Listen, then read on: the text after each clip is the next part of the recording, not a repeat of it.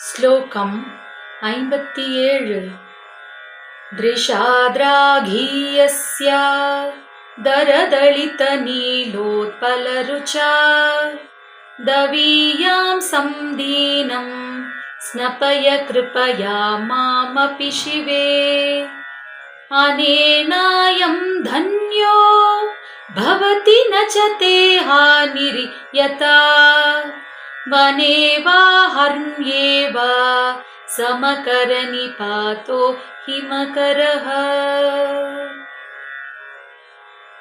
இதன் பொருள், சிவனின் துணைவியே, சற்றே திறந்திருக்கும் உன்னுடைய அழகிய நீண்ட கருங்குவளை போன்ற கண்கள் என் மீது பாரபட்சம் இன்றி கருணை பார்வையை வீசட்டும்.